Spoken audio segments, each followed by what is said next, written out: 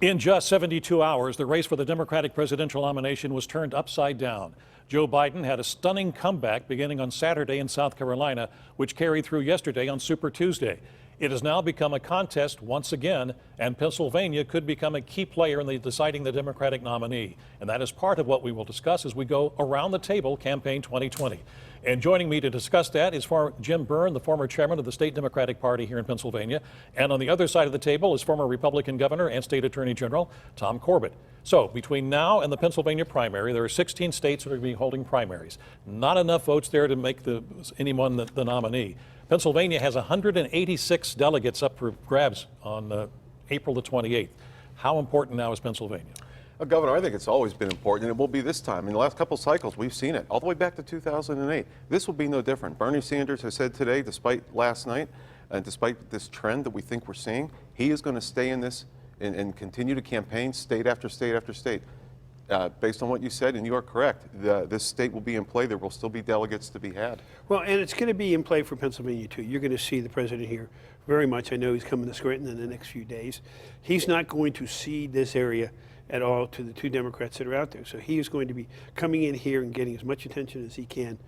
And that attention takes some attention away from his Democratic rivals. All right, now we should also add that the last polls for Pennsylvania, I'm not putting them up because they're a little on the last one that came in like February the 20th. But at that point, Joe Biden had a 1 percentage point lead over Bernie Sanders. You expect that to increase now? I suspect that he will start to have a gap. There were a lot of reasons why I think that happened. At that time, there were other moderate Democrats that were still in the race. So that kind of drew away from it. People were still waiting to see if there would be a front runner on that side of the aisle, that side of the party. We have that now. And let's not forget the big variable that Vice President Biden has his roots in Scranton, Pennsylvania. No coincidence Donald Trump is going to be in Scranton, Pennsylvania. Absolutely. That's why he's going there. That's probably why he's going there. Now, you don't have to be a mathematician to like politics, but it is, when you come down to it, a numbers game. Does Biden's performance yesterday guarantee him now the nomination, you think? It doesn't guarantee it, but at this point, this is a snapshot of a moving picture that seems to be changing course. If he continues to do this, and a very interesting stat from last night for your viewers, 13% of the Sanders, the Bernie demographic, the 18 to 29-year-olds, 13% on average in all those states, only 13% turned up. If that happens again next week, it could be over sooner rather than later. He needs that demographic to show up or he does not have a chance. Do you expect it to be Biden?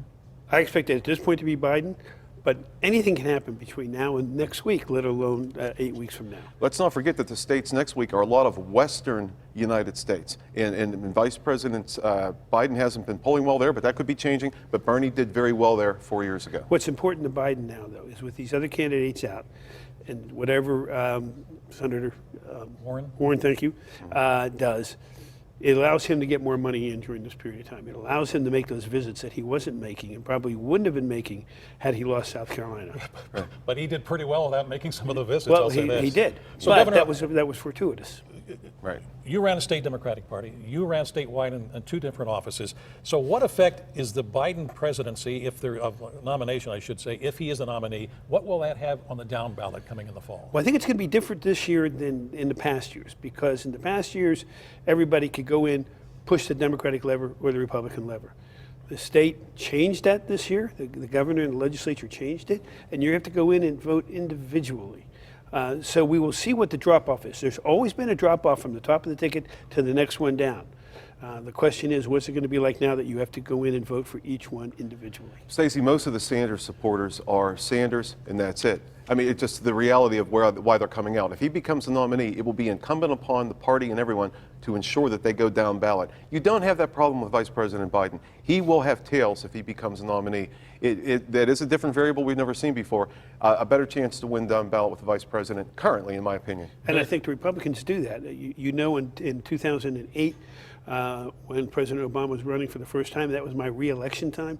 I was on the ballot at the same time. I got over 3 million votes that time. So people do cut their differences there. How important is the next debate?